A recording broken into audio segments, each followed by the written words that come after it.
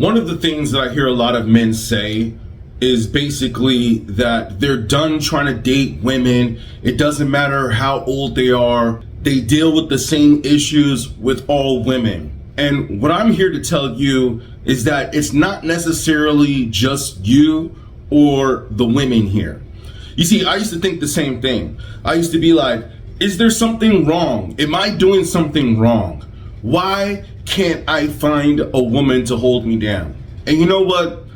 After years and years of researching this and experience of this, I've come to the conclusion that the feminist movement has destroyed American women. You see, other countries other than Europe don't really have these issues because women understand to be submissive, they understand to listen, and they understand to help a man, not try to take from a man. You see, a lot of these women are being raised here, especially in America, to subtract instead of multiply. You can't even bring up the word submissive to women in this country without being looked at as a male chauvinist or sexist or whatever other terminology, narcissist, that they want to go ahead and give you. But I want to be able to tell you that there used to be a time where women wanted to be submissive to their husbands and help their husbands to grow, okay, and to build empires and to build businesses. You know, you've heard the saying, behind every strong man, there's a strong woman. But you see, I think that those times have now been manipulated and are now done. We're not in those days anymore who had these wives that helped them conquer and build empires. We're not in those times anymore. And maybe because social media and all these people out here giving bad advice is the reason why. I'm not necessarily out here giving advice. I'm just making suggestions and analyzing and observing. And from what I see and from what I hear men say, we're in a different time, y'all. We're in a different time. We can all see how dating apps have ruined the dating marketplace, the SMV. You got women on here who are overweight, who have children by multiple different baby daddies, talking about they want a man who's in shape, who's over 6-something feet and makes over 200K a year. You see, all of these things are just unrealistic. They say the chances of a woman finding a man that hits all of those criteria is really less than 10%. Not only that, but did you know that they did a survey, and I gotta find this video, but either CNN or Fox or one of those news outlets did a survey on a bunch of men, you know, specifically Gen Z, between the ages of 18 to, I believe, maybe 35, and asked them, do they approach women? And that most of these men said that they don't even approach women anymore these days. And they said that a lot of these men would rather watch porn than go on dates. Can you believe that?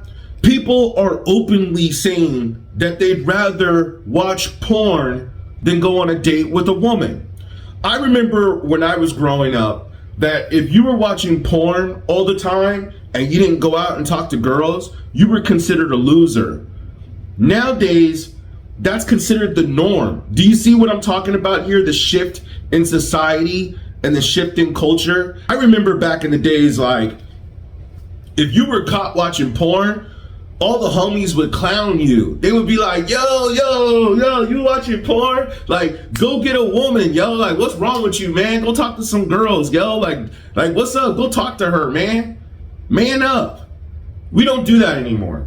We don't do that anymore. I don't know if it's this video game, again, social media, everybody's just addicted to their phones and just looking at their phones and DMing people, and the simp nation, the simp gentrification is just out of control now. I don't even know. Every girl you meet has Instagram. It's like, do me a favor, man, if you guys don't believe me. The next girl that you meet, whether you know her from school or work or whatever it is, go up to her and ask her, what social media platform are you on? I guarantee you that she has an Instagram. If she doesn't have an Instagram, you may have a real one. But I guarantee you that every girl has an Instagram. And Instagram is the worst thing that could have happened to women. It's basically digital prostitution at this point. That's all it is. And it's endless. It's endless digital prostitution on Instagram. That being said, like I said, there's a report where men don't even, or young men, shall I say, don't even approach women these days. Not to mention that a lot of women don't even like to be approached. You go out, you try to talk to girls, those days are looking like they're done. You know, you got girls that just go out, they're either in a group with their friends or they're with their boyfriends or husbands, right? And so you can't even approach them. And now you say, okay, well, you got a group of girls over here, right? But what do most of us men that aren't afraid to approach women, what do we experience in these situations? The women will tell you that they're just there with their friends and they just want to hang out with their friends. They're not there to meet any guys. Because where do they meet their guys? They meet the men that they want on Instagram or dating apps. Because why? Because they want social proof first before they talk to you. You see, if you go up to a girl at a bar, even though a lot of these girls will say, yeah, I want to be approached. They want you to approach them at the grocery store. They want you to approach them on the street. They want you to approach them. Some, maybe. I've tried this and I'll tell you it does work. It depends upon your game. It depends upon how you carry yourself, how you present yourself, how you're dressed. All of that does matter. But I'll say that the odds are very slim these days compared to before social media. That's how you had to meet people. So you see, times have changed to where men just don't want to get rejected anymore and they just don't want to deal with it anymore. But then let's say you do go on a date. Let's say everything does work out. Let's say everything does happen. You guys hook up, you take it to the next level. Now you're in a relationship. What does the woman bring to the table other than sex? I haven't really heard much of anything. A lot of these women don't even want to cook.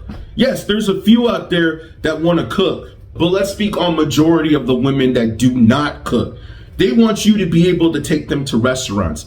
I remember that there was a few times where girls would be like, I'm hungry. And it's like 3 o'clock, 2 o'clock in the morning. And I'm like, all right, well, there's some food in the kitchen. You can go make yourself some food if you want. Yeah, why don't you go into the kitchen and make us something to eat? No, I don't want anything that's in there. I want to go to this restaurant. I'm hungry. You're buying.